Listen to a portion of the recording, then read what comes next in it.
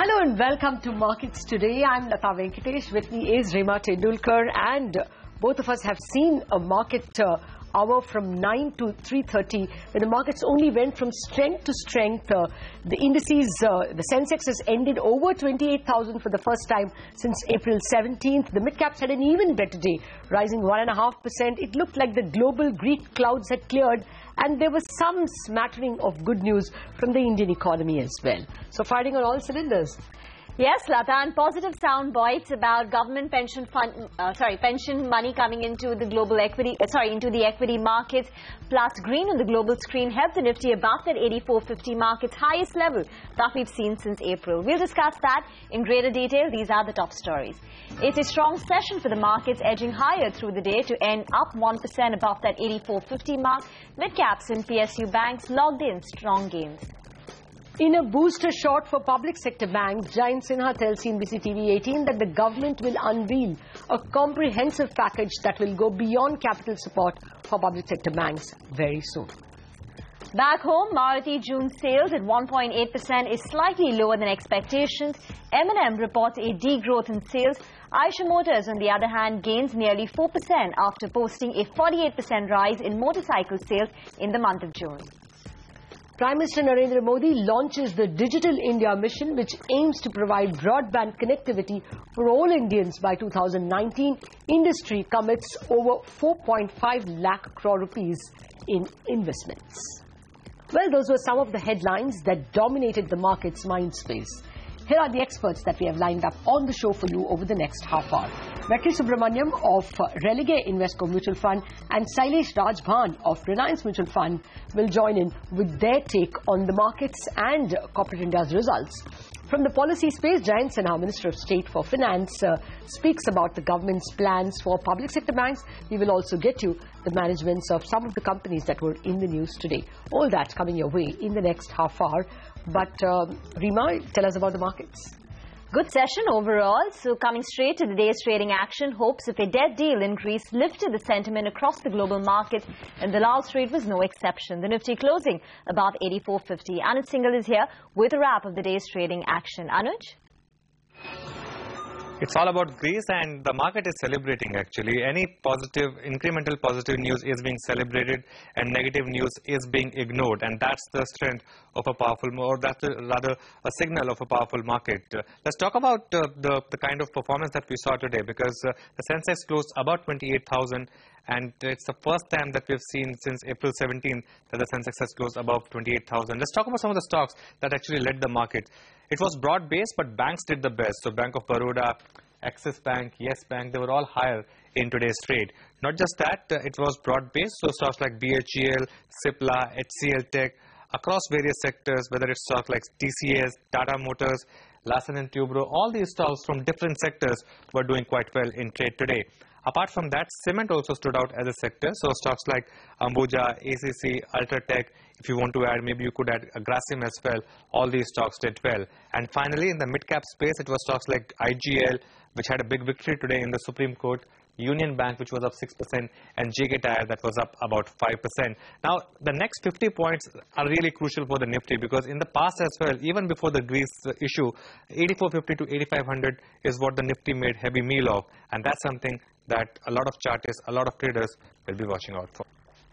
Thanks, Anuj. On that note, let's get in some market opinion onto the experts that we spoke to today. Vetri Subramaniam of Religare Invesco Mutual Fund and Sailesh Rajbhan of Reliance Mutual Fund feel that the valuations look reasonable at current levels, and they do not expect a sharp correction in the markets. I think markets are reasonably valued, so there is no case for sharp or deep market corrections unless there is, something which is extreme, which is not normal. So I think markets have consolidated meaningfully at this level. We have seen a little bit of change in earnings trajectory. Earnings have started to pick up a little bit in certain pockets. Obviously, it's not a full-blown recovery as yet, but as we are coming out of cyclical lows, the earnings change can be meaningfully large. So we think markets are reasonably priced and attractively valued from a 3-4 year point of view to invest in it. When I look at valuations, yes, the market has sold off 10% from the peak in terms of price. And there has also been a correction in terms of valuations.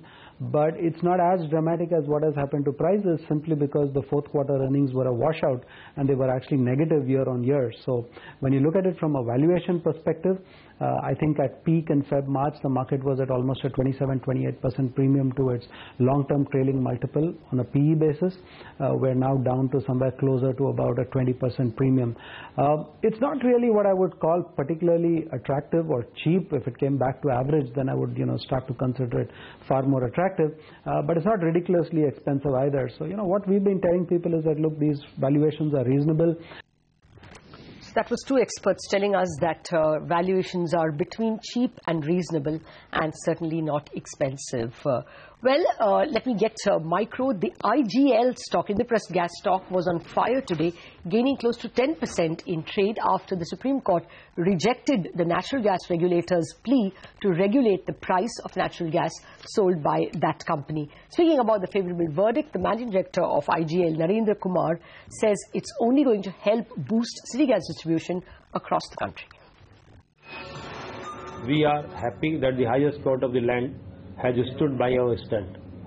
This landmark verdict is bound to be a big boost for the entire city gas distribution sector in India, as the air of uncertainty has been cleared. The CGD sector will now be looking at the expansion in mission mode as per the vision of the government for providing the clean energy solutions to the country. Okay, that's the IGL management, and our correspondent Ashmit Kumar, who has been tracking that case very closely throughout the day, had this to say about the Supreme Court's judgment. Right, so in what is likely to be a major trigger for IGL or Indraprastha Gas Limited, the Supreme Court in just a few hours from now will be giving its verdict in the tussle between the PNGRB on one hand and IGL on the other. Now importantly, this is a case that goes back some time. PNGRB had been seeking to govern the retail prices of IGL, and importantly, after suffering defeat at the hands of the Delhi High Court, PNGRB had amended its position to claim that though it is not allowed to fix the retail prices, it did however seek authority to govern the prices of the transport tariffs, which is a component of the retail price. Now importantly, this approach had been shot down by the IGL. IGL argued that this was an indirect attempt by the PNGRB to fix the retail prices. IGL in fact went on to even argue that PNGRB is attempting to usurp power, that there is no statutory provision that allows such authority to the PNGRB. Also interestingly, the government, which is also intervening in this matter, also incidentally happens to be supporting IGL. It has come out in support, arguing before the Supreme Court that it does not see the provisions in the PNGRB Act for governing of retail prices. Now importantly, the Supreme Court, while reserving order, had come out with some interesting observations. It was said that, one, this appears to be an indirect attempt. What the PNGRB cannot do directly, it is seeking to do indirectly by governing the transport costs. Furthermore, the Supreme Court had also observed that such an authority requires an express statutory command, which is missing in this case. So some key observations being made by the Supreme Court at the time of the reservation of the order. But nonetheless, a few hours from now, we will have the Supreme Court's verdict coming out on whether or not the PNGRB can go ahead in terms of fixing the retail prices, if not directly, then perhaps indirectly, in just a few hours from now. Back to you. Moving on, the Finance Ministry has big plans for the public sector banks. Jayant Sinha, Minister of State for Finance, has told CNBC TV 18 that the North Bloc is working on a comprehensive package to help state-run banks, which are saddled with huge loans. Bank Nifty rallied 1.5%. PSU banks were up close to about 2.5%. Lata, would this be a game changer for the PSU banks? And maybe we want to hear out Jayant Sinha. We are ensuring that as far as the banks are concerned, the public sector banks are concerned, we put in place a comprehensive package to really strengthen our public sector banks. First and foremost, we are working on governance changes. I won't go through those in detail, but it's really about restructuring the role of the chairman, the MD, the boards of each of these banks. So governance is the first thing that we're working on with respect to the banks. The Honorable Finance Minister has said, we are working to understand exactly what the capital requirements are going to be in the next 1 to 2 to 3 years for the banks, and we are there to support them and provide them the capital that they need. The government is not really working hard enough on the issue of the banks. The NPAs are simply a symptom of the underlying issues that need to be resolved as far as the banking sector is concerned. We are working on all of these 5 issues, and this is going to be a comprehensive package that we'll be bringing forward shortly. Lata, today names like a Bank of Baroda, PNB did exceedingly well. Would this be very important for public sector banks? Well, actually, Jayant Sinha has put in a terse form what we know that the government has been working on. They are trying to improve the quality of PSU bank boards. They have already split the chairman and managing director's post, and a list of 9 chairmen's names is pending with the appointments committee. Some of them are very honourable names. We have got a lot of public sector names as well over there. And then, of course, new managing directors are going to be selected. I'm not very confident about the talent part. It's the same EDs who have been selected as managing directors, so I don't know whether that's going to be a very big difference. We know that the boards are going to be changed. See, the intent of the government is known, and that's very good. But we do not know whether that will be followed up, institutionalized. And as well, there's separately a huge problem of bad loans, and the government's $3 billion this year and $6 billion next year is not seen as adequate. Analysts are waiting for about $40 billion over the next 4 years. So this still looks like an inadequate support. It's good, but it is not going far enough to solve the much bigger problems of talent, technology and capital that public sector banks face. Move over Martin Luther King. Narendra Modi too has a dream of a digital India where high-speed digital highways unite the mission. He dreams of a digital India where even the poorest should not be left outside digital connectivity.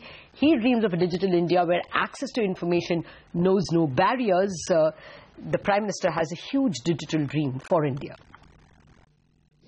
I dream of a digital India where cyber security becomes an integral part of our national security. I dream of a digital India where mobile and e-banking ensures financial inclusion. I dream of a digital India where e-commerce drives entrepreneurship. I dream of a digital India where the world looks to India for the next big idea. I dream of a digital India. The netizen is an empowered citizen. Well, on that note, let's take a break. But coming up, Sudarshan Sukhani will be joining in for a technical chat on where the markets are headed tomorrow. We'll also talk about other stocks that were in the news today.